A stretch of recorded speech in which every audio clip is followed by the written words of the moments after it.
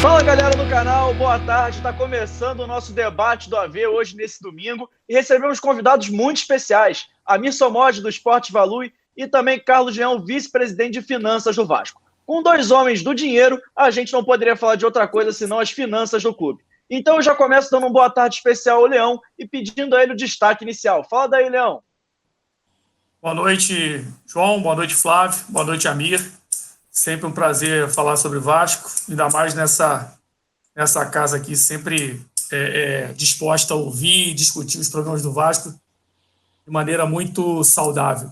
Prazer estar por aqui e vamos começar o debate que vai ser legal. Boa tarde, Amir. Qual é o seu destaque inicial? Tudo bem? Tudo bom, obrigado pelo convite. Para mim é sempre um prazer poder falar com a torcida, né, nos canais paralelos ou mesmo oficiais, porque muitas vezes na mídia a gente acaba tendo que falar de forma ampla de todos os clubes e não consegue aprofundar particularmente de um clube específico. Então hoje vai ser legal a gente poder destrinchar, né, a gestão vascaína, tem muita coisa boa para falar e perspectivas, né, com relação à crise da Covid, como é que o clube e os outros clubes estão se virando, né, porque vai ser bem difícil encarar esse 2020. E boa tarde, Flávio. Eu gostaria até que você fizesse a sua primeira pergunta já para o Amir, por favor. Tudo bem? Seu destaque é uma pergunta para o Amir. Tudo bem, João. Um grande abraço para você, para o Carlos Leão, para o Amir Somod. Muito obrigado pela presença de vocês. O meu destaque é um destaque que eu, inclusive, fiz questão de gravar uma coluna na última sexta-feira, a coluna do canal Atenção Vascaínos, que eu comparo o Vasco a uma Ferrari dos anos 50, que na época dos anos 50 era um carro maravilhoso, com uma estética linda, uma grande novidade, um motor incomparável, que para a socialite era algo incrível você ter um carro daquele, te mostrava status, te mostrava notoriedade, e que para o esporte era maravilhoso, a Ferrari ganhava tudo, era um carro de competição, mas os motoristas e mecânicos que cuidavam dessa Ferrari, até porque o carro funcionava e era fantástico, não davam tanta preocupação assim. Ah, para que botar uma gasolina cara? Bota uma gasolina mais ou menos, o carro vai andar. Só que o tempo passou e o carro hoje ele está numa garagem, lindo, maravilhoso, com a carcaça inteira, porque se passava muita graxa, se polia muito, se cuidava do banco de couro, mas infelizmente a engrenagem era uma engrenagem muito maltratada. Então eu acho que o Vasco é um clube que tem um problema muito sério, principalmente da sua imagem, e fala aqui um homem de comunicação, alguém que cuida de imagem há mais de 30 anos, imagem de atletas, imagem de entidades esportivas, e acho que o Vasco tem uma imagem hoje extremamente desgastada, que é um acúmulo de problemas e de atitudes e de responsabilidades, e aqui quem fala mais do que o jornalista é um pouco o torcedor também. A gente tem dois técnicos, duas pessoas que têm expertise nesse assunto, eu talvez não tenha o conhecimento deles, mas quando eu vejo os balanços apresentados e vejo o Vasco com uma receita de 215 milhões, não estando entre as 10 maiores do Brasil, mesmo tendo o maior número de sócios torcedores, acho que é algo que a gente precisa discutir.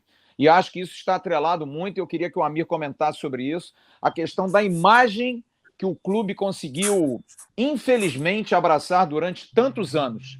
Acho que o Vasco precisava muito cuidar da sua imagem, de deixar de ser um clube que criou um estigma de mal pagador, que não pagar salários durante anos e anos e anos. Isso aqui eu digo, Roberto Dinamite fala aqui no canal que durante 20 anos no Vasco, 1 ano e meio, 2 anos, ele recebia salário. Bismarck chegou a ficar 6 meses sem receber salário no Vasco, ficava treinando à parte porque ia cobrar o seu salário. A gente teve um projeto olímpico em 2000 que pagou milhões e milhões e que hoje os atletas olímpicos do Vasco são demitidos exatamente para pagar a conta de 2000. Então eu acho que todo esse acúmulo de erros trouxe ao Vasco uma discrepância muito grande. Eu queria perguntar ao Amir se ele concorda comigo que essa questão da imagem do clube não é a imagem externa, porque a história é linda, o patrimônio é maravilhoso, apesar que pode ainda melhorar, ser mais bem cuidado, mas se a imagem interna de motoristas e mecânicos, fazendo analogia com a Ferrari, que não tratavam do carro como deveriam tratar, tornaram o Vasco esse problemaço que é hoje. Tudo bem, Amir? Prazer enorme, viu, amigo? Prazer, obrigado pelo convite. Eu acho que assim, o Vasco tem se reconstruído, nós podemos falar muito do Vasco atual, mas assim como outros clubes, e o Flamengo passou por isso, e outros clubes como o Atlético Mineiro, o mesmo Botafogo, que tem uma situação financeira até pior, né, em alguns aspectos que a do Vasco, que é a questão da construção dessa história, quer dizer, não é de hoje. Então, temos que olhar para 20 anos para trás, 30 anos para trás. Então, o Vasco, ele foi inovador, primeiro estádio, lutou contra o racismo no futebol, e isso está no seu DNA. Só que, por outro lado, as pessoas reconhecem o Vasco como aquele clube, como você falou, que devia muito, que não pagava, que não crescia. Então, como é que o Vasco, com a torcida do tamanho que tem, a dimensão nacional que tem, fatura tanto menos em marketing do que o Inter de Porto Alegre, do que o Grêmio? Então, é um problema de credibilidade, porque você, tecnicamente, olha para o Vasco e vê o gigante que ele é, em termos de audiência, em termos de torcida.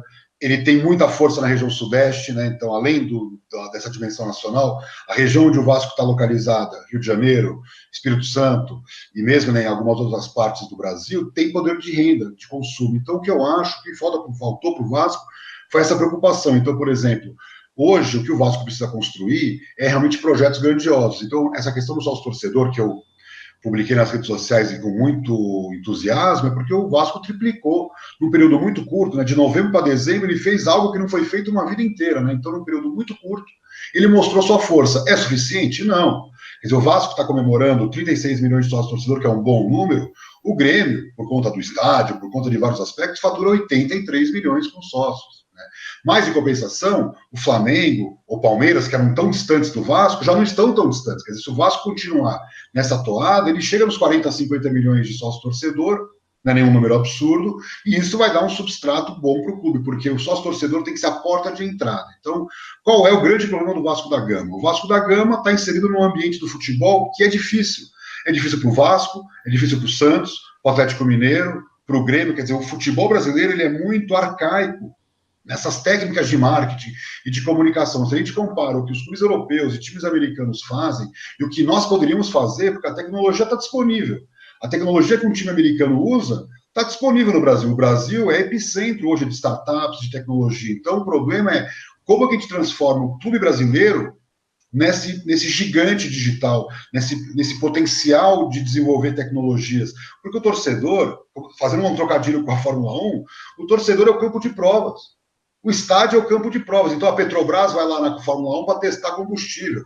A Goodyear vai testar pneu. A empresa de tecnologia, a empresa de dados, vai querer esse engajamento do torcedor. Quer dizer, quer mais engajamento do que o fã do Vasco, o torcedor do Vasco mostrou com esse crescimento absurdo do sócio-torcedor. Foi uma resposta a uma estratégia de marketing do clube. Então, eu acho que a gestão atual do clube é muito boa, mas ele carrega um problema que é essa estrutura de 20, 30 anos para trás, que, infelizmente, se o Vasco não pode gastar 300 milhões com futebol, a culpa não é da gestão atual só. A culpa é de quem veio antes, criou um passivo trabalhista, um passivo fiscal enorme, que impossibilita que o Vasco evolua, né, no investimento, que ele tem que ser responsável em pagar dívidas antigas. Então, eu acho que a discussão permeia também a questão financeira, porque quanto menos poderio financeiro eu tenho, menos eu invisto em futebol. E quanto menos eu invisto em futebol, menos título eu conquisto. E com menos título eu tenho menos dinheiro no longo prazo. Mas como é que eu faço para investir no futebol com responsabilidade? Tenho que quitar o passado. Então, o remédio amargo, que o Vasco está tomando hoje, é duro para o torcedor, mas que ele sirva, né, na verdade, de base para um crescimento sustentado no clube. Muito obrigado, Amir. E agora eu pergunto para o Leão exatamente essa questão do sócio-torcedor. Na última semana de abril, foi liberado o balanço do clube, auditado pela BDO, e a gente viu no balanço que o crescimento do sócio-torcedor ajudou bastante a não ficar uma dívida ainda maior. O clube aumentou um pouco sua dívida, mas mesmo assim conseguiu pagar algumas contas com essa ajuda do sócio-torcedor que acabou triplicando a sua renda. Até ajudou, inclusive, a não venda de jogadores, porque os jogadores não foram vendidos, não foram negociados, e mesmo assim o clube conseguiu ali equilibrar suas contas. Então eu queria que o Leão comentasse primeiro como o sócio-torcedor ajudou nas contas do clube.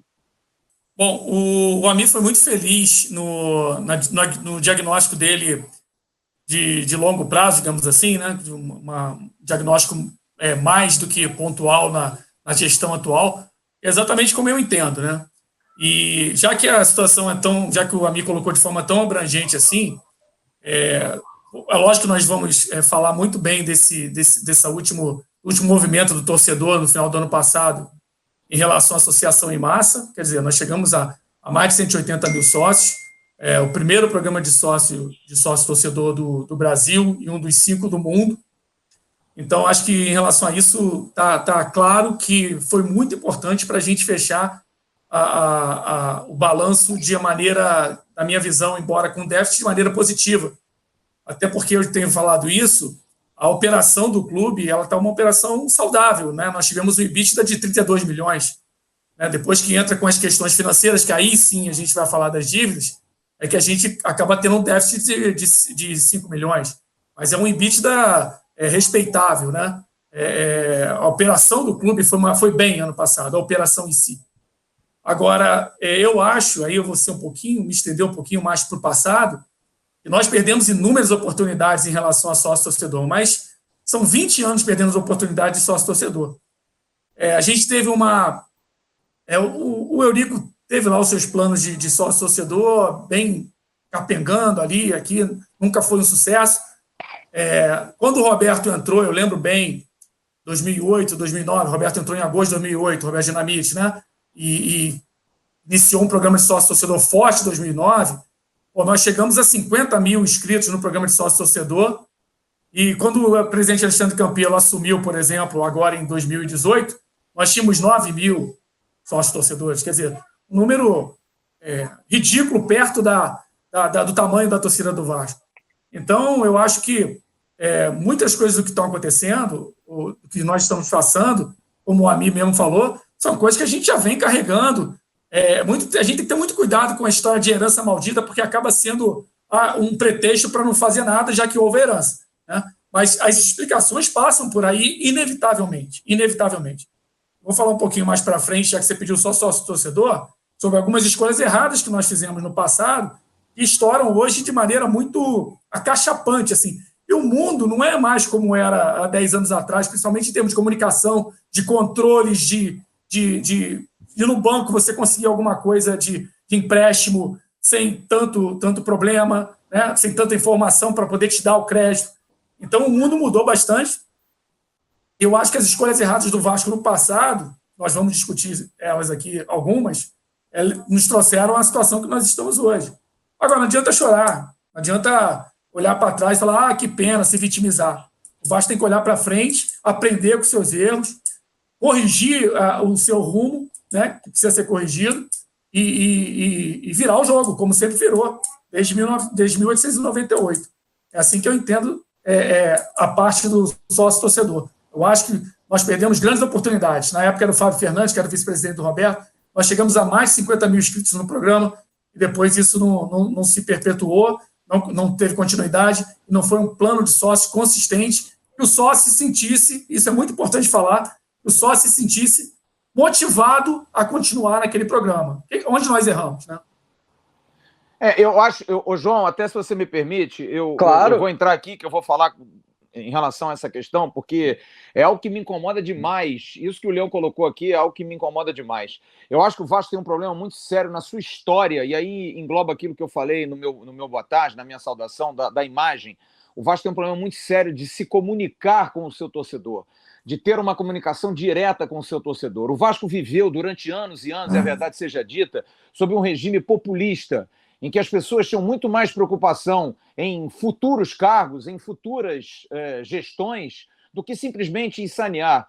Eu nunca conheci alguém que entrasse no Vasco, não, vou fazer 3 anos de mandato e vou embora, eu vou ajudar durante 3 anos. Não, porque a mosquinha do poder era sempre maior, você sempre queria algo mais.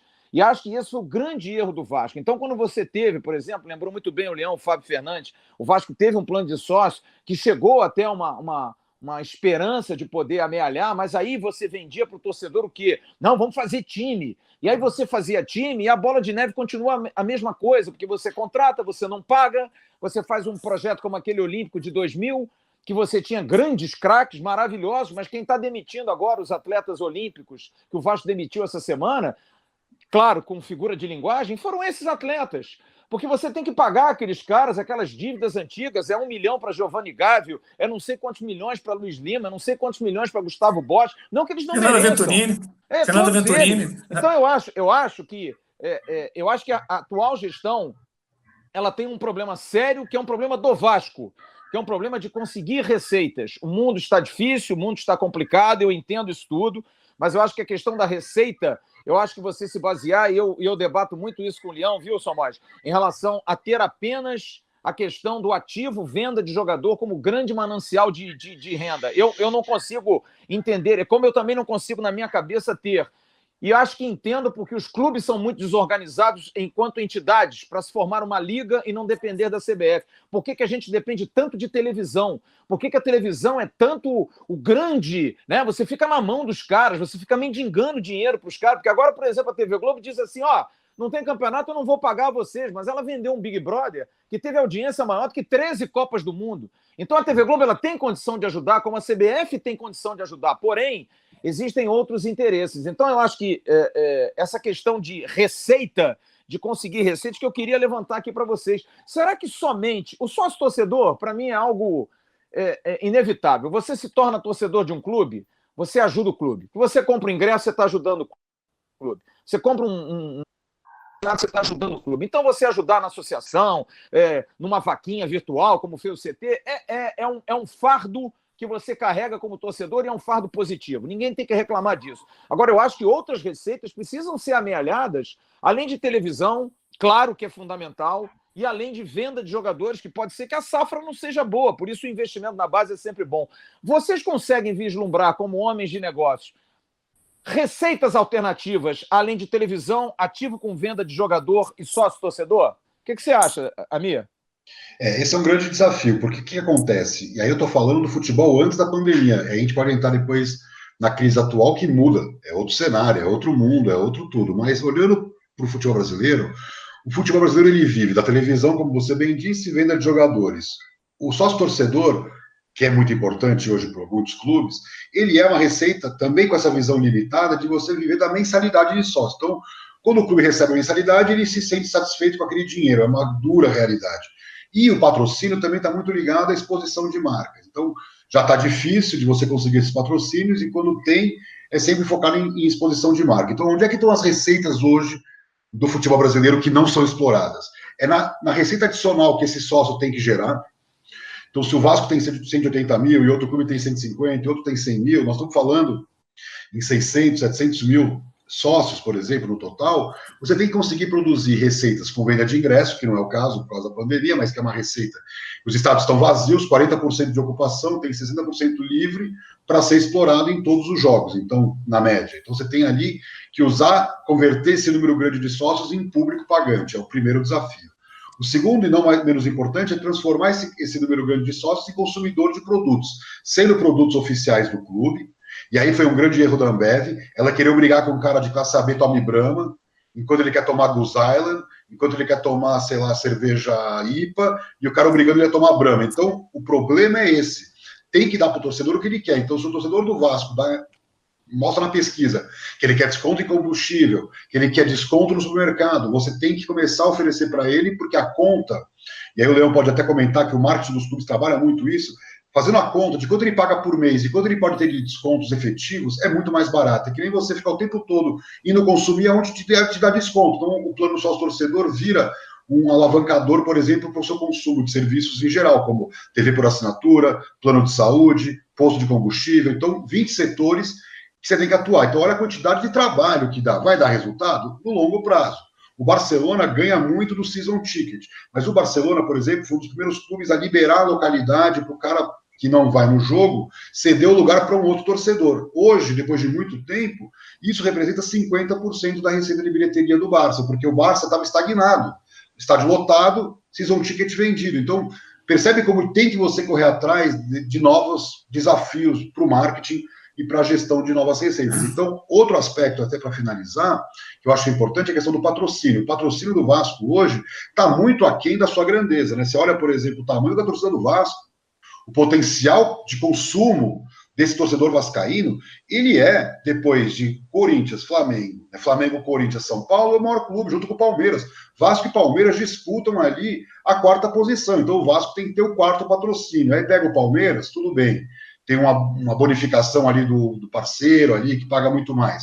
Aí você tem o Flamengo e o Corinthians, ok. Depois tem que ser o Vasco, quer dizer, o Vasco não pode ficar tão aquém em patrocínio. E qual que é o grande desafio? O patrocinador grande, aquela grande marca, já não está mais disposto a colocar um caminhão de dinheiro nos clubes. Então, talvez a gente tenha que pensar como é na Inglaterra, como é na Espanha, como é na Itália um pouco menos, na Alemanha.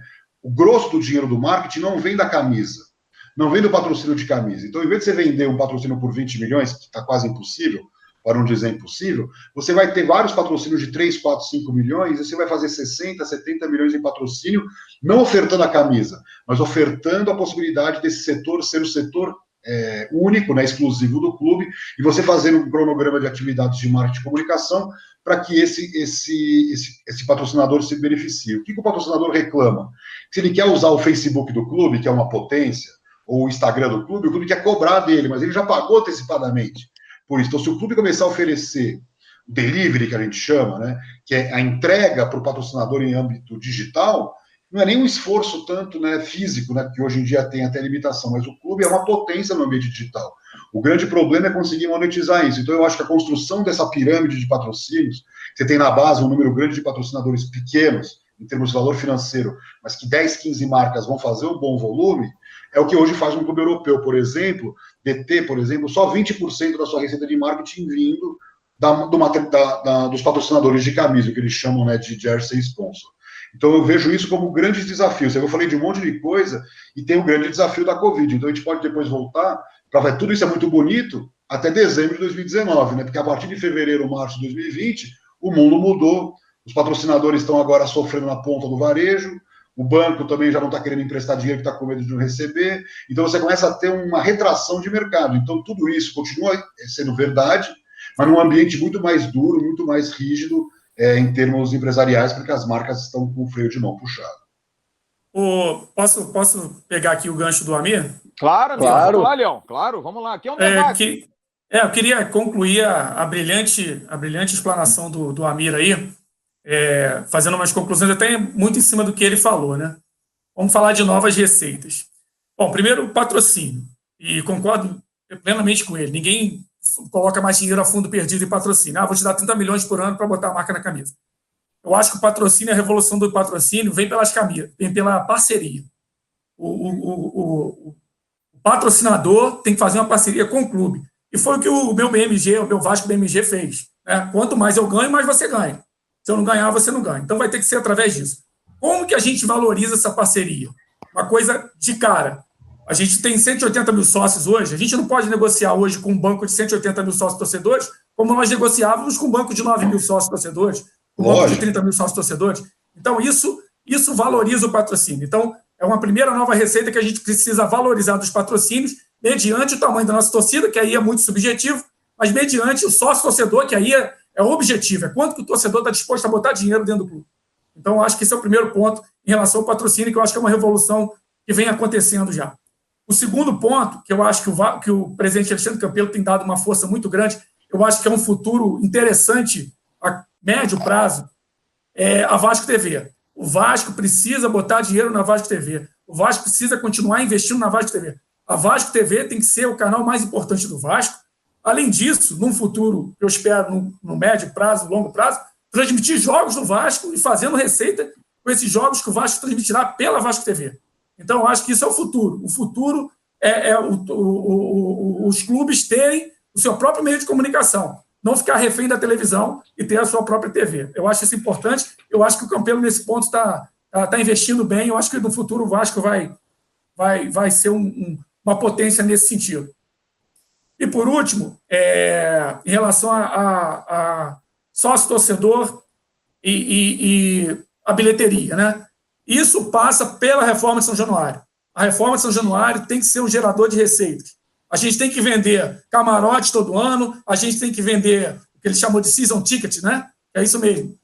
Cadeiras cativas todo ano. A gente tem que ter um estádio que comporte, não que comporte, mas que comporte mais a nossa torcida. A gente tem um estádio pequeno para o tamanho da torcida que a gente tem, para a demanda que a gente tem de torcedores. Tanto que aí eu vou falar uma coisa mais específica que vem acontecendo agora, o Vasco tem que jogar no Maracanã, senão o programa de sócio-torcedor não se mantém. O programa de sócio-torcedor, boa parte dele, eu diria até a parte mais forte, é o torcedor ter direito a ingresso. O Vasco não pode ter 180 mil sócios-torcedores e só 20 mil, 18 mil terem direito a ingresso. Né? Isso aí é um problema para a gente. Então a gente precisa continuar, de certa forma, jogando no Maracanã, principalmente os jogos mais importantes, e precisa reformar, remodelar, né?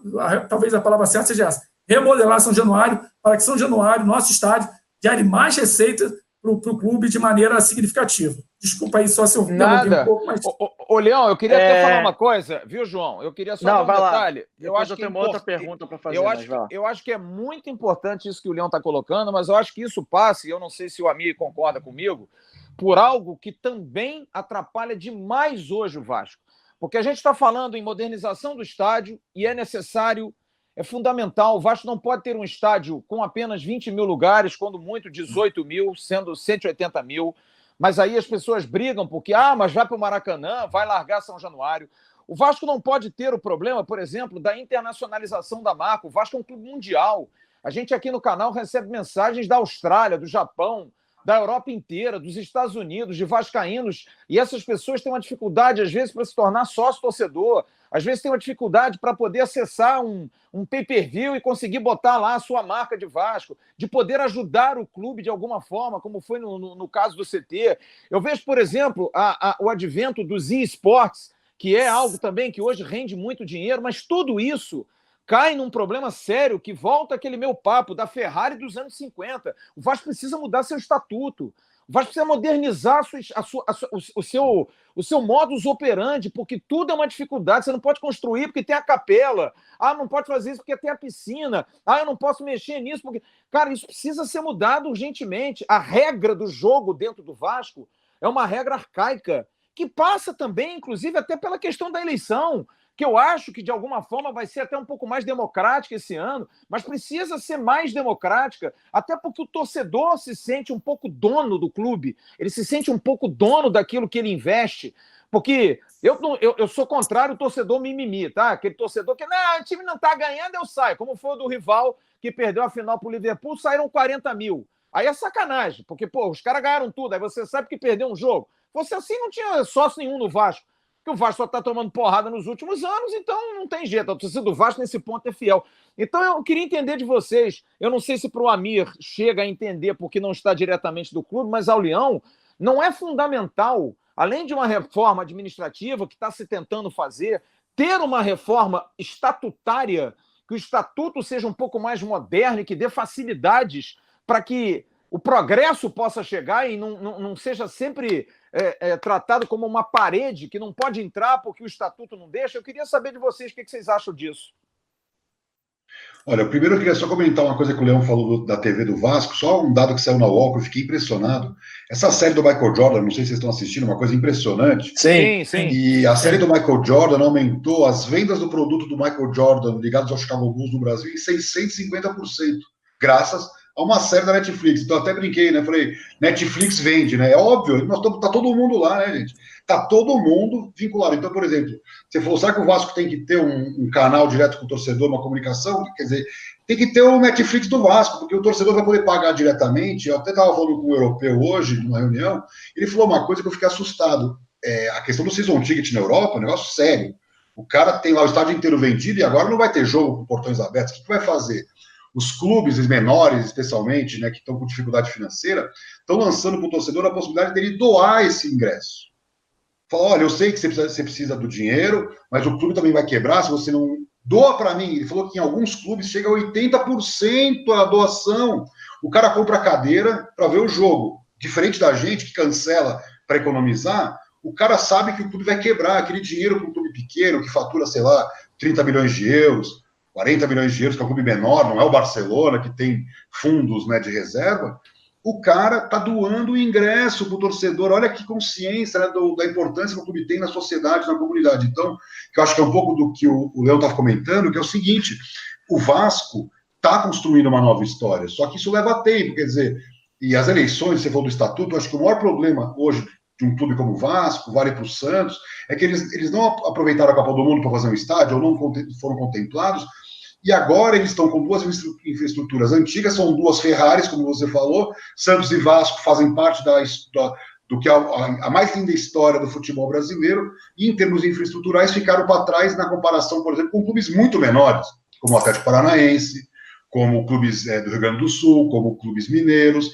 E isso é uma preocupação que o Vasco vai ter que ter, porque hoje o Vasco jogando no Maracanã, ele mostra a sua grandeza. Quem não vai se lembrar de jogos do Vasco no Maracanã com 70 mil pessoas? A mesma coisa era a época do Santos lotando o Morumbi, quer dizer, esses clubes, eles têm que jogar no seu estádio, ok, eles são seus alçapões, eles ganharam títulos importantes, faz parte da história, mas, por exemplo, o Santos foi mais vezes campeão brasileiro e da Libertadores fora da Vila Belmiro do que na própria Vila Belmiro. Então, essa discussão esportiva, eu acho que tem que evoluir para esse ganho. Eu entendo que agora tem uma questão que o Flamengo gere o Maracanã, então o Vasco vai gerar receita para o Flamengo, mas na época áurea, o Corinthians gerava receita para o São Paulo no Morumbi, né?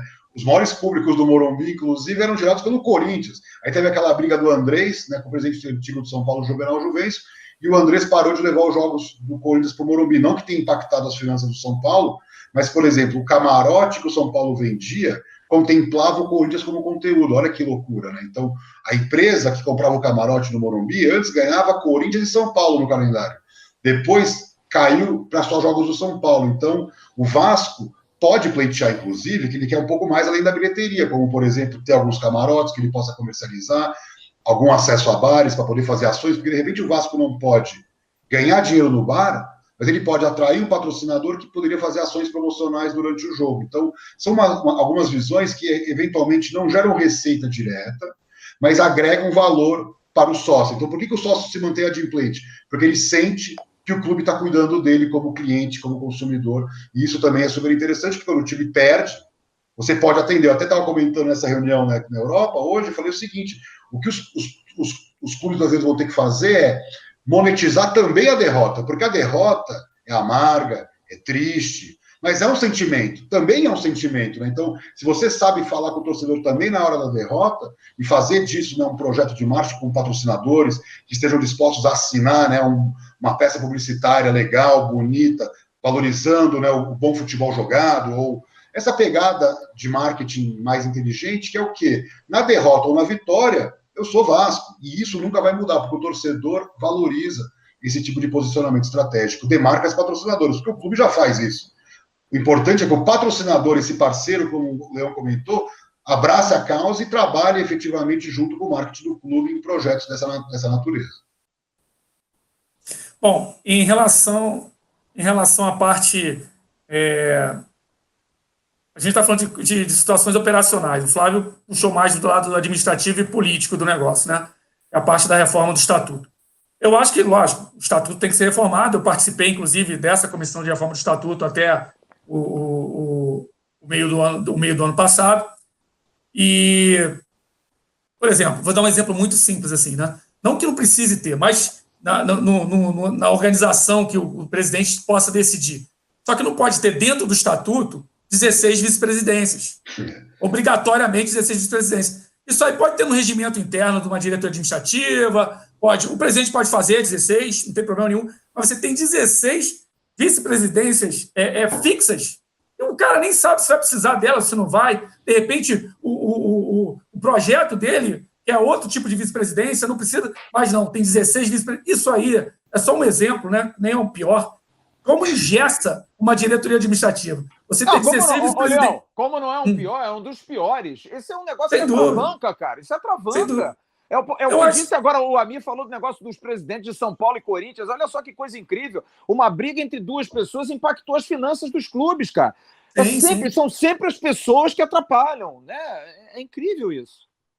Eu, por exemplo, vou te dar um exemplo político clássico, assim, bem... Nós tivemos as contas de 2018 rejeitadas pelo Conselho Deliberativo, e todo mundo sabe, inclusive o Rodrigo Capello, que é um expert em balanços e etc., de clubes de futebol, falou a respeito. Cara, e falou textualmente no dia seguinte a que essas contas foram reprovadas, o balanço de 2018 foi reprovado. Cara, uma reprovação política. E essa reprovação gerou problemas para a gente no mercado. A gente estava captando recursos que um determinado banco segurou, porque realmente o cara que está lá fora, está em Minas Gerais, está na Suíça, não sabe o que está acontecendo dentro do Vasco. Então, quando sai uma conta reprovada, um balanço reprovado, segura aí, cara. As contas dos caras tá uma merda, porque, o balanço foi reprovado pelo Conselho Deliberativo. Mas ninguém entende a dinâmica hoje da política nociva, complicada que está dentro do Vasco hoje, né? Uma dinâmica política extremamente perversa para o clube. Então, eu não tenho dúvidas que o balanço tem que ser... o estatuto tem que ser reformado, não tenho a menor dúvida em relação a isso. Houve um avanço, mas depois o presidente da comissão, que é o presidente do Conselho Deliberativo, Alberto Monteiro, sentou em cima do estatuto, desculpa o termo, durante um ano, resolveu desenterrar a reforma para fazer às pressas, por questões, na minha visão, políticas, simplesmente políticas, e fez um estatuto e fez uma reforma que nem quórum qualificado conseguiu ter. A última reunião não tinha quórum qualificado para aprovar a reforma do estatuto, ou aprovar aquelas mudanças. Quer dizer, atabalhadamente, sabe-se lá por quê, foi decidido dessa forma, e agora a gente vai levar um estatuto, ou pelo menos é o próximo passo, né? Levar para a Assembleia Geral um estatuto para lá de capenga, que não teve nem aprovação dos principais pontos na última reunião, porque não tinha quórum qualificado. Complicado. Então, eu concordo com você. A reforma estatutária é fundamental para romper algumas amarras administrativas e políticas que nós temos dentro do clube. Léo, uma pergunta. Com relação ao clube empresa, como é que o Vasco se posiciona nesse tema específico, né, caso haja realmente uma aprovação, uma possibilidade? Porque os clubes normalmente trabalham muito com essa ideia de perder o controle, mas o clube pode virar uma empresa e ser 100% dono dela, por exemplo, ou 80%. Queria ouvir um pouco a opinião, como é que o Vasco enxerga isso, que é um assunto que me interessa, ouvir, né, como é que cada clube tem o seu posicionamento. O que a gente tem, acho assim, não vai ter muito por onde fugir em relação ao clube empresa. Tem que saber qual é a melhor forma disso acontecer, né? Se vai ser sociedade anônima, tem uns outros dois tipos que eu não me lembro, enfim. Mas o que nossa preocupação, pelo menos do lado financeiro, Amir, é a parte tributária. Eu acho que o grande segredo de ser empresa ou não ser empresa vai ser o quanto que a parte tributária vai ser nociva ou boa daqui para frente, entendeu? A gente tem um grupo de estudo, a gente ainda não se posicionou em relação, é ótimo, vamos por aqui, vamos por ali. A gente não estudou isso ainda, não decidiu ainda como é que vai ser, mas a gente está estudando sobre o empresa. E volto a falar, o foco da minha parte, da parte financeira, tem sido como virar empresa e de maneira saudável na parte tributária. Porque a parte tributária, na minha visão de financista, né, sou financeiro, que vai pegar a parte tributária. O resto, sinceramente, eu não me estendi mais nas outras questões, entendeu? A questão financeira, para mim, o crítico é a parte tributária.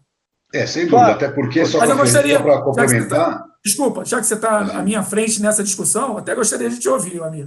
Eu acho que essa questão tributária realmente, tanto é que eu acho que talvez uma das formas mais fáceis de você atrair o clube, os clubes, é um regime especial de tributação, né? Que aí você consegue motivar o clube a mudar. Por quê? Qual é o motivo dessa mudança? Na minha visão, eu gosto do modelo alemão, sabe, Léo? Onde um Bayern de Munique não vai cair na mão do Abramovich.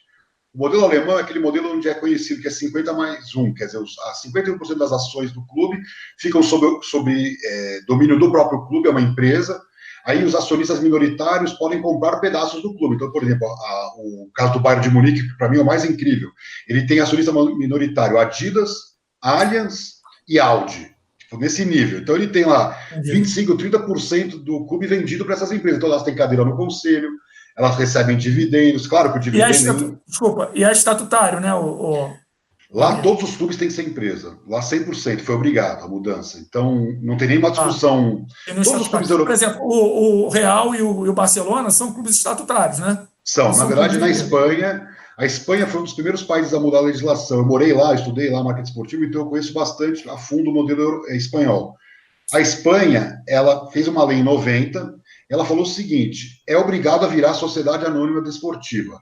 Entretanto, os clubes que tiveram saldo patrimonial positivo, quer dizer, o patrimônio líquido positivo, entre 86 e 90, quer dizer, 5 anos anteriores à lei, poderiam se manter como clubes. Então, o que aconteceu? O Barcelona e o Real Madrid, mais o Atlético de Bilbao e o Osasuna, que são clubes bascos e que têm uma força ali na sua região, puderam se manter como clubes. Então, o Barcelona nunca vai cair na mão do Abramovich, o Real Madrid nunca vai cair na mão do Sheik, mas eles foram obrigados a serem geridos por empresa. Então, por exemplo, no Barcelona e no Real Madrid, são 3 vice-presidências. Imagina o presidente tendo 3 vice-presidências: o vice-presidente de futebol, o vice-presidente de patrimônio social e o vice-presidente administrativo financeiro, marketing. É isso. Você tem 3 vice-presidências não remuneradas. Então, você tem lá o presidente do Barça, 3 vices não remunerados e diretoria toda remunerada. Então, por exemplo, o Leão teria um dos vices. Ok, o Leão teria mais 2 pares. O homem do futebol, patrimônio e clube social, ou a parte de massa social. Ok. Esses 3 vices teriam embaixo deles diretores, gerentes, coordenadores, analistas, como empresas. Então, por exemplo, eu participei de um evento que tinha um palestrante do Barça, e aí perguntaram para ele como é que eles têm 60 patrocinadores. Ele falou, cada profissional do marketing pode atender no máximo 2 patrocinadores. O cara tem 30 funcionários só para cuidar de patrocínio. Quer dizer, é outro mundo, né? É outra realidade. Só que essa estrutura começou um dia amadora, foi evoluindo. Por exemplo, eu morei lá em 2000, 2001. O Barça estava quebrado. O Barça foi começar a evoluir a partir de 2003. Naquele livro ficou famoso do Ferran Soriano, né? A bola não entra por acaso, mas assim, o Barça foi crescer em 2005, 2006, quando o Real Madrid já estava voando. Então, o que eu vejo? Eu vejo que assim, o Vasco da Gama, ele pode tomar essa decisão, e se ele de repente vira uma empresa aos moldes do Bayern de Munique, ele pode atrair, por exemplo, uma empresa gigante que vira acionista, e o que ela vai exigir?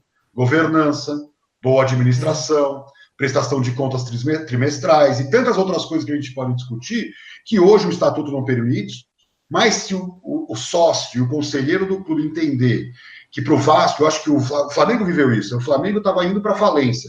Aí o torcedor falou o seguinte, eu não quero que o meu clube vá falir. Então, o Vasco da Gama, talvez na mudança para a empresa, ele pode encurtar o caminho de buscar captação no mercado, de se profissionalizar, de entrar nessa era... Mas você acha a legislação já madura o suficiente para a gente... Não. Esse que é o ponto.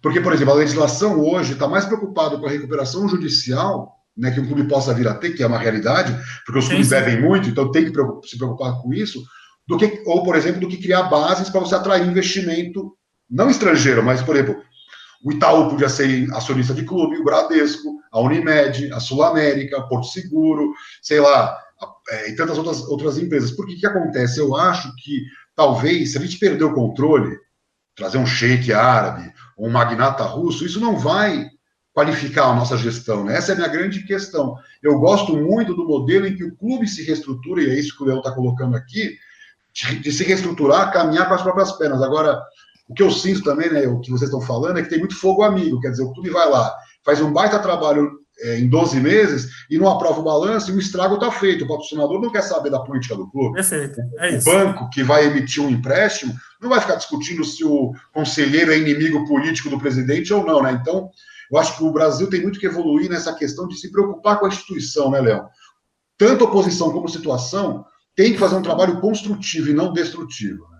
Ô, Amir, desculpa, só para finalizar aí a aula, né? Que eu estou aqui ouvindo. Não, porque eu queria depois tirar uma dúvida em relação a essa questão. Eu queria só fechar um pouquinho, por favor, Flávio. Só o modelo alemão que ele falou ali. Na hora de transformar o Bayern, por exemplo, né? Pode ser o Borussia, sei lá, Bayern, de transformar para clube empresa, 50% mais um fica com ele para ele ser o acionista majoritário. É isso? E essa dívida, como é que é tratada? Vai no pacote da empresa também normal.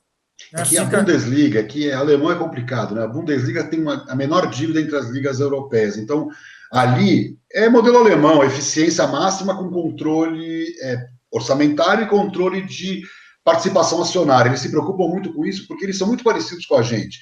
O Vasco da Gama é igual ao Bayern de Munique, no sentido comunitário. Ele nasce como clube, ele se desenvolve na sua região, ele vai crescendo, ele toma uma dimensão como o Vasco. O Vasco, com a Rádio Nacional, ganha uma dimensão nacional. Ele sai da esfera Rio de Janeiro e ganha o mundo. Isso fez do Vasco uma potência como é o Bayern de Munique também. Qual que é a diferença? Nós estamos no Brasil, mal gerido o futebol. Eu sempre falo isso, a Copa União nasceu 5 anos antes da Premier League. Se a Copa União fosse o embrião da Liga, hoje nós teríamos a Premier League. Eu não tenho a menor dúvida que o Vasco da Gama seria o Barcelona. Por quê? Porque nós não entendemos a dinâmica. Então, os alemães, por exemplo, olha que interessante, foram os últimos a mudar a legislação. Foi só em 98, quer dizer, 8 anos depois da Espanha, que eles transformaram os clubes em empresas. O Bayern era um clube e virou empresa. Então, por exemplo, eu vivi, até sua pergunta, acho que cabe mais até o que eu vivi, no Botafogo de Ribeirão Preto. A minha empresa foi contratada para fazer o valuation dos ativos do Botafogo para o investidor aportar o recurso. Era um clube muito menor, óbvio. Estamos falando do Botafogo de Ribeirão. Só que o que acontece? O Botafogo tinha uma dívida de 100 milhões. Quer dizer, ele é pequeno no faturamento, faturava 12. Sim. Mas tinha uma dívida de 100, é um negócio sério. Então, o que acontece? O investidor 9, não quer... né? 9, a relação dívida, a relação Não, receita, 9. Não, uma loucura, uma loucura. O Vasco Aí é 3 e a gente está vendo a dificuldade que é. Então, só que aí que acontece, o investidor não pode comprar esse passivo, simplesmente. E qual foi a grande, que eu acho que pode servir como exemplo para todo o futebol brasileiro, vale para qualquer clube. O clube social não vai morrer, porque o clube social tem que pagar essa dívida eterna. Então você tem o ato trabalhista, Profut. Então tá, quanto que o clube precisa? No caso ali, ele precisava de uns 300 mil mês. Vou dar um exemplo. Então o que acontece? O investidor cria uma SA, vira acionista minoritário, porque a lei permite. Então o Botafogo SA nova, uma CNPJ nova, cujo 60% é do clube e 40% é do investidor. Esse 60% que o clube tem, dá direito a ele à cadeira no conselho, dá direito a ele a vários elementos de gestão, mas ele compartilha a administração com esse investidor externo. O que acontece? A SA aportou as cores, os símbolos, o hino, todo esse aparato, né, de ativos do clube, que são do clube, vale milhões, e em contrapartida, essa empresa paga para esse clube um valor mensal para aquele kit, ato trabalhista e Profut. Então eu acho muito interessante, é um ovo de Colombo. Por quê? Vamos pensar assim, o Vasco cria uma SA cujo, por exemplo, 100% das ações são do Vasco, por exemplo, porque ele não queira abrir. Mas o Vasco da Gama é dono em 100% dessa limitada, por exemplo. Aí o que acontece? Para fazer isso, o clube não vai poder fechar as portas. Então, o que acontece? Eu começo a passar para o clube um valor mensal para que ele quite o passado. Então, o passado está quitado. O que vai ser criado a partir de hoje é zero dívida, é zero passivo trabalhista, é tudo em CLT, ou boa parte em CLT. Então, o que acontece? Você consegue criar uma empresa do zero. Agora, tem um impacto tributário. Na hora que você vender jogador, vamos por o Vasco, vai lá e vende 100 milhões em jogador e fecha com 40 de lucro, por exemplo, ele vai ser tributado e vai ser tributado de uma maneira muito dolorida para o padrão que o Vasco tem hoje, que é zero imposto sobre lucro. Então, o que eu sinto? Que essa é a grande discussão. O que eu faria? Um business plan, levaria para grandes investidores e falaria o seguinte: se você embarcar comigo nessa, você me capitaliza agora e eu crio essa estrutura, porque, na verdade, eu sempre penso o seguinte: se a estrutura funcionar, não tem problema pagar imposto, né? Vai ver quanto que a Ambev paga de imposto de renda, vai ver quanto que a Gerdau paga de imposto de renda. Então, não tem problema pagar imposto. O problema é que eu tenho que ter uma estrutura altamente eficiente, porque senão, daqui a 5 anos, acontece que nem aconteceu com o Bahia, com o Vitória, que fecham o capital, ficam com um passivo monstruoso, né? Porque não pagaram os impostos, os tributos incidentes sobre lucro e mesmo sobre receita, e aí acaba virando uma bola de neve. É isso que o Vasco não pode fazer. Então, as decisões, como foi bem colocado, tem que ser bem estudado, bem entendido, mas assim, o clube empresa não é a salvação. O que salva é a gestão altamente capacitada, altamente profissional e eficiência na alocação dos recursos, porque eu acho que o Vasco tem que trabalhar muito na eficiência, né, de investir bem no jogador certo, de ter, né, uma categoria de base que produza, né, os craques. Eu acho que esse vai ser o futuro, né, para o Vasco poder se reestruturar financeiramente sem fazer loucuras, né, e aí dar 2 passos para frente e 5 para trás. Beleza. Flávio, eu posso já partir mais para o meio, para o final, que eu acho que a gente já se estendeu um pouquinho, e eu queria ainda falar sobre um último ponto que é muito importante. Como todo mundo sabe, a gente está vivendo uma pandemia sem precedentes. Isso, logicamente, vai impactar no futebol, até que impactou na vida da sociedade em geral. No balanço do Vasco, a gente viu que até foi usado como justificativa a não venda de ativos. Isso vai ficar um pouco mais complicado após a pandemia, pois o dinheiro tende a assumir um pouco do mercado. Então, eu queria saber um pouco do Leão, como é que o Vasco vê isso, como é que o Vasco está se preparando para esse momento pós-pandemia. Eu queria também saber um pouco do Amir, o que ele acha disso também, de um clube depender tanto da venda de ativos para precisar equilibrar suas contas, até porque os ativos são importantes, mas não podem ser a principal fonte de renda, como a gente já falou aqui anteriormente. Quem começa, vocês podem escolher. Amir, por favor, pode começar. Eu acho que a questão do jogador, eu sempre falei muito sobre isso, que os clubes precisam construir uma indústria de consumo em torno dos clubes. E para construir essa indústria tem que ter ídolo, porque o ídolo é o combustível. Você pode ver que hoje os grandes ídolos, né, o Neymar, Cristiano Ronaldo, o Messi, são maiores nas redes sociais que os próprios clubes. Olha que os clubes que eles jogam são gigantes, né? Quer dizer, o Cristiano Ronaldo é muito maior que a Juventus nas redes sociais. Então é só uma indicação dessa importância. Só que é claro que nós estamos falando primeiro no clube formador, que somos nós, e questão de câmbio. Imagina o câmbio agora 6-1. Vem um clube, O Leão vai poder responder. Vem um clube europeu e fala, quero 30 milhões de euros no seu jogador. É o faturamento do Vasco. Não tem como, não tem o que fazer. Você não vai conseguir segurar. Mas, o que eu sempre defendo é o seguinte, num dado momento, se você conseguir segurar, você conseguir estruturar um projeto de marketing atraindo empresas interessadas em segurar, porque muitas vezes o segurar não depende só do clube, depende que o mercado que o clube esteja viabilize isso. Mas eu acho que, infelizmente, nós vamos continuar vendendo o artista e ele vai acabar fazendo dinheiro lá no exterior. Pega o Coutinho, o Felipe Coutinho. Quanto dinheiro ele fez no corrente de comércio, o Felipe Coutinho, desde o dia que ele saiu do Vasco? É uma loucura, né? O que o Barcelona gastou com ele, quer dizer, claro que o Vasco jamais conseguiria, porque ele nunca vai ser uma vitrine, não joga Champions, ele tem vários outros aspectos, mas assim, é muito louco como os jogadores aqui, mesmo que saiam numa boa venda, e o Coutinho foi uma boa venda ali na época, né? A valores da época, se trouxer para valor presente, não foi uma má venda, mas é insignificante na hora que ele entra nesse aparato do futebol espetáculo. Então, em algum momento, nós vamos ter que criar esse aparato de futebol espetáculo para dar respaldo para que o jogador possa ficar aqui, ganhar dinheiro e o clube se viabilizar com o consumo, porque nós estamos vendo, né, e vimos, né, em outros anos, que clubes brasileiros têm potencial para usar os ídolos como ferramenta de construção de mais consumo em torno da marca. Foi o que o Santos fez um pouco com o Neymar, não foi? Naquele plano de carreira, eles seguraram o Neymar até um pouco demais, assim, se a gente for parar para pensar em parâmetros brasileiros, é que o Neymar estourou muito jovem, foi vendido até tarde, foi vendido com 20, 21, se eu não me engano. Então o Santos fez um pouco disso, não fez? Ele fez, para você ter ideia, eu até fiz um trabalho para o Santos em 2012, usando dados de 2011, que foi quando ele foi bem na Libertadores. O Santos só perdia para o Corinthians em retorno de mídia lá do Ibope Ripocom, uma coisa absurda.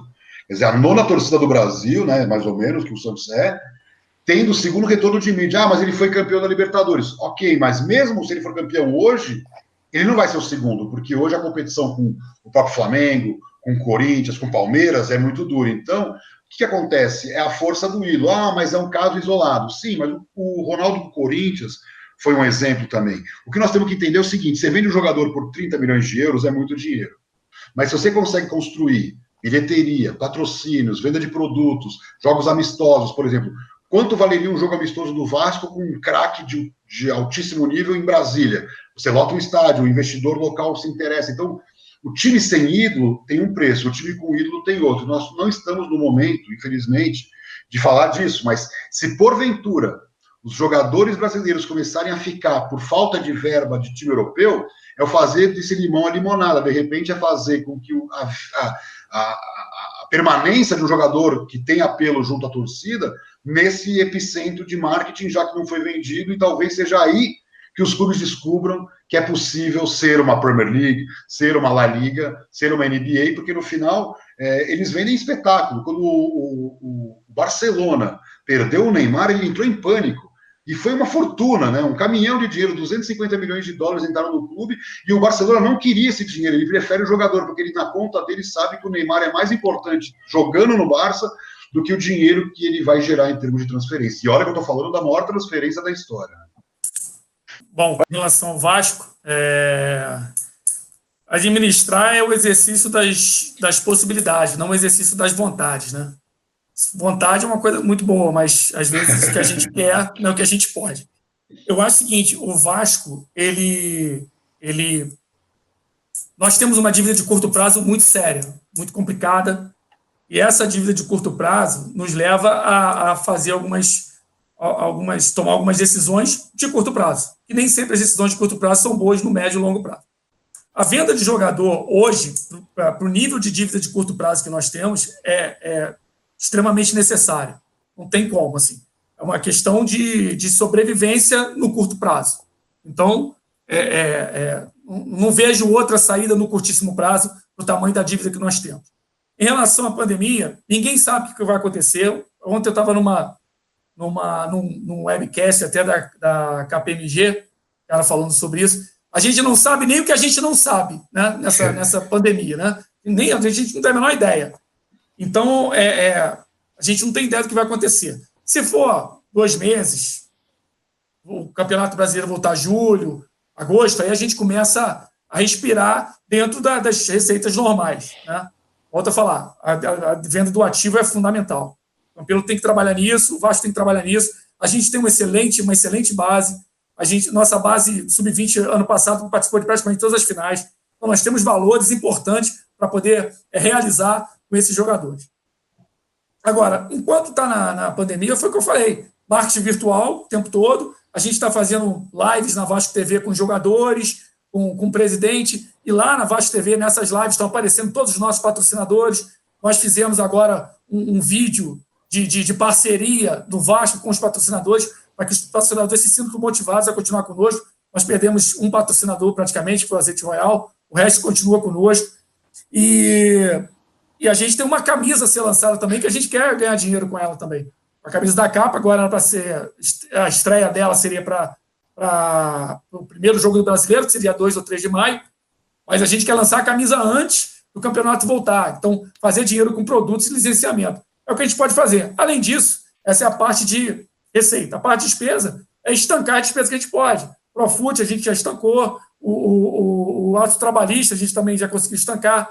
A gente está tentando fazer isso. Aí também tem outros problemas dos patrocinadores, que nesse caso é a TV, né? A Globo repactuou o pagamento dela inteiramente esse ano. A gente tinha um valor a receber em maio, junho, julho, foi 3 vezes menor esse valor, ou até mais, um pouquinho mais, quase 4 vezes menor. Por quê? Não que a Globo vai deixar de pagar, ela jogou esse valor todo para o final do ano.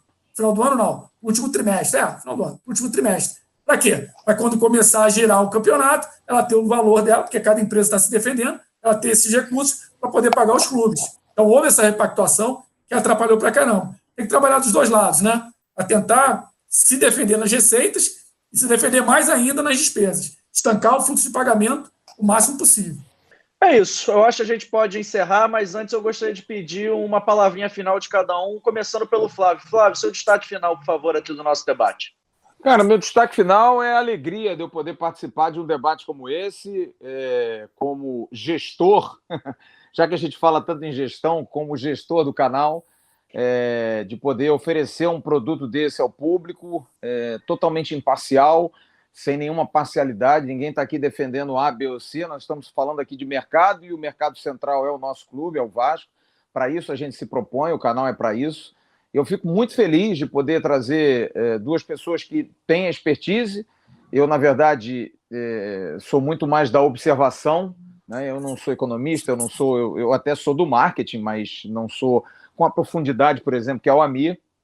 Mas fico feliz, eu acho que é uma oportunidade que o torcedor tem, espero que as pessoas possam aproveitar esse conteúdo, esse vídeo. A gente está aqui, como disse o Leão, desde o início, é uma casa aberta para a gente discutir qualquer assunto, sem nenhuma tendência, então eu fico muito feliz e acho que foi bastante esclarecedor, preocupante, porque a gente vive um momento que a gente não sabe o dia de amanhã, como disse agora o Leão, a gente não sabe o que a gente não sabe, então a gente está na dúvida, a gente não sabe realmente o que vai rolar, a gente espera apenas que o país tome um rumo, que o mundo tome um rumo, e eu acho que as relações comerciais depois da pandemia vão ser muito discutidas, porque a gente vê que, dentre as 1000 coisas importantes do mundo, talvez hoje o futebol seja 1001, existem outras coisas muito mais importantes do que o esporte, por mais que seja difícil, nós que somos do esporte estamos falando isso, mas é uma realidade.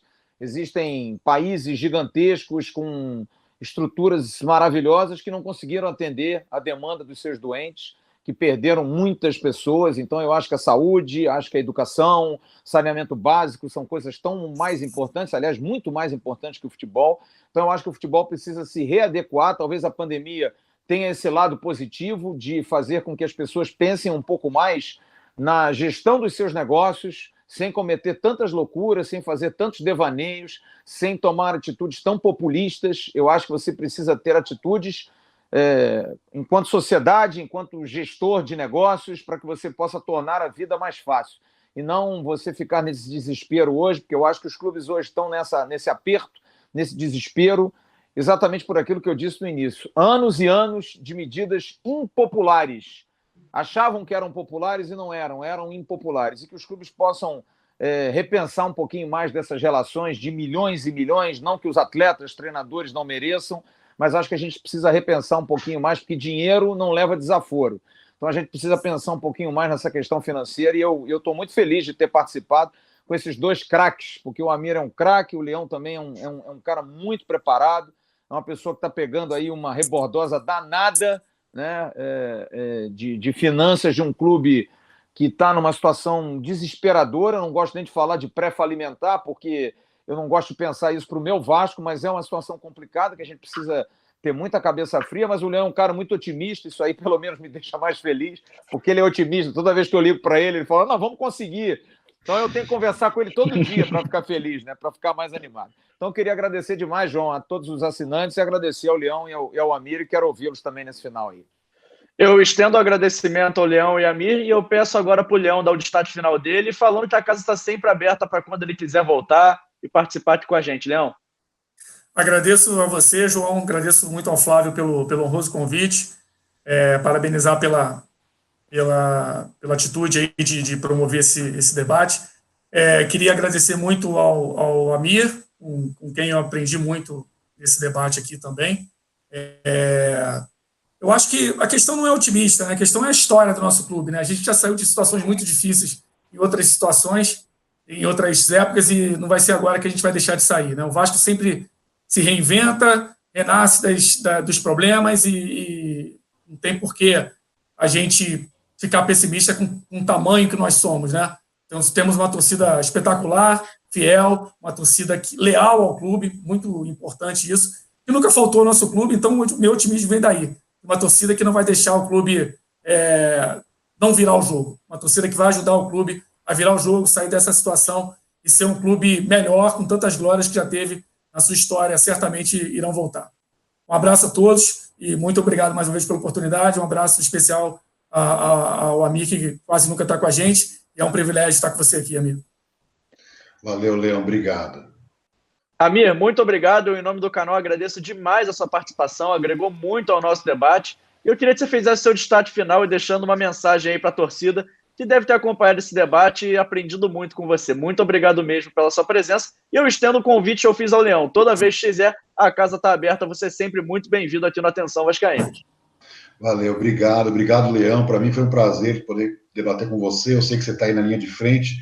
Ser vice-presidente financeiro do Vasco da Gama não é brincadeira, né? O cara tem realmente um pepino por dia e está de parabéns, porque é isso, o trabalho é árduo e eu tenho certeza que o Vasco vai viver dias cada vez melhores, porque já está vivendo. Se olha o balanço do Vasco hoje, ele é infinitamente melhor do que há 5 anos, há 4 anos. Então, é uma melhora constante e eu tenho certeza, e eu até falei isso no Twitter quando o Vasco publicou o balanço, eu fui direto no sócio torcedor e me chamou a atenção, que o Vasco está mostrando a sua força. Quer dizer, hoje o Vasco não é mais aquele clube mal administrado. O Vasco é uma força importante do futebol brasileiro. O que é importante para o futebol brasileiro, eu até falei isso recentemente de Corinthians de São Paulo, com números muito ruins, né, financeiros, isso é péssimo para o futebol brasileiro. Não é bom que os rivais fiquem nessa situação. Eu estou falando isso em termos econômicos, né, falando. Claro que todo mundo quer ser campeão e ninguém discute isso. Mas para o Flamengo é ruim o Vasco estar fraco. E para o Vasco é ruim ficar distante do Flamengo. Então o Vasco vai crescer, vai começar a competir com os outros grandes que estão hoje numa situação financeira melhor. Vai, mas o Vasco tem uma diferença, ele já é um dos maiores clubes em torcida, então na hora que ele se reestrutura financeiramente, na hora que ele começa a dar, voar melhor, ele vai deixar os outros para trás, porque assim, as pessoas perguntam, por que o Flamengo fatura tanto? Fatura tanto porque na época da gestão da Patrícia Amorim, não tinha nem sócio torcedor, o patrocínio era na casa dos 25 milhões, hoje, agora caiu, mas está na casa dos 90, então o Vasco também vai chegar nesse ponto, onde ele vai poder negociar melhor os patrocínios, onde ele vai ter um impacto maior se ele começar a jogar no Maracanã e aumentar a receita de bilheteria, e assim ele vai crescer, ele já está crescendo. Você olha as contas, né, de receita do Vasco, todas cresceram em 2019. Então, é uma evolução constante que tende a acontecer. Então, eu agradeço muito, eu fico muito feliz em ver o Vasco em tão boas mãos e agradeço mais uma vez o convite, podem contar comigo sempre. É isso, galera. A gente está encerrando o nosso debate. Meu destaque final é o seguinte: hoje a gente mostrou o que é um debate. Eu acho que um debate é muito isso, é expor ideias que se confrontam, mas não tendo confronto entre pessoas. Eu acho que o nosso debate agregou muito. Espero ter agregado para você também, torcedor que acompanhou. E o principal, a mensagem final que eu deixo é essa, que a gente consegue debater sem precisar de violência, sem precisar de gritos. Eu acho que o debate de hoje foi a prova clara que a gente sempre consegue fazer isso, se a gente quiser. Então a gente encerra o vídeo de hoje, mas antes não esqueça de curtir, compartilhar, se inscrever no canal e ativar o sininho da notificação. E curtir também as nossas redes sociais. A gente está no @Vascaínos no Facebook, no Instagram e também lá no Twitter. Um bom resto de domingo a todos e muito obrigado pela companhia. Tchau, tchau.